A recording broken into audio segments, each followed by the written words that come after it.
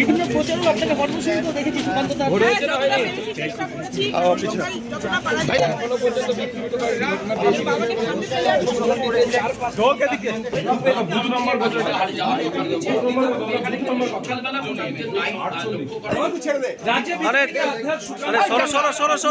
वोटदान के लिए आए हैं, उनका धर्मपत्नी उनके साथ आए हैं, लाइन में खड़े हैं यहाँ पे।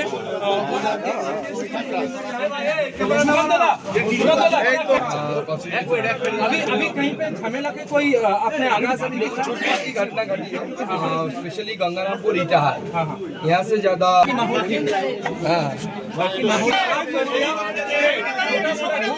সরো দিক থেকে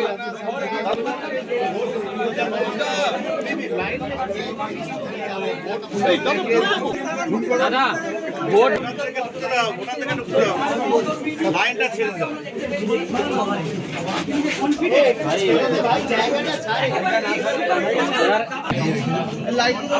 অন্য কোথাও চলে গেছিল, সেজন্য খুঁজে একটু অসুবিধা খুঁজে পেতে একটু অসুবিধা হচ্ছিল। আমিও ভোটার স্লিপটা আনতে ভুলে গেছিলাম এবং সেই জন্য এটুকু দেরি হলো, ব্যাস আর কিছু।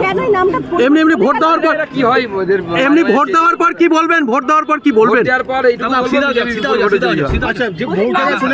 এখনো পর্যন্ত সার্বিক পরিস্থিতি কি?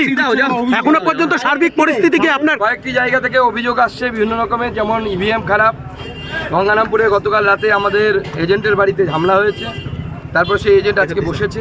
গতকাল রাত্রিবেলা আমরা ভিডিও প্রকাশ করেছি, তৃণমূল নেতৃত্ব, স্থানীয় নেতৃত্ব তপনের একটি এলাকায় টাকা বিলি করছিল।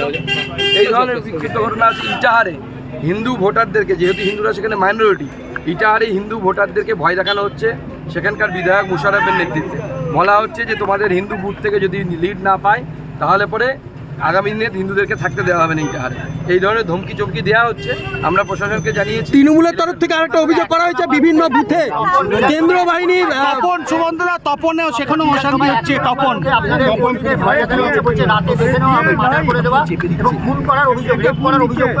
না না, তৃণমূল ভয় দেখাবে, এটা তো স্বাভাবিক।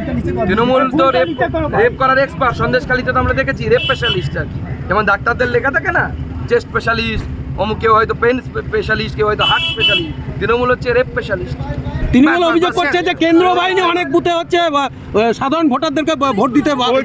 দেখুন, কেন্দ্রীয় বাহিনী কিভাবে ভোট করাতে হয় জানে, কারণ ভারতবর্ষের অন্যান্য রাজ্যে কোথাও কেন্দ্রীয় বাহিনীর বিরুদ্ধে কোনো অভিযোগ আছে না। এখানেও যে অভিযোগটা আসছে সেটা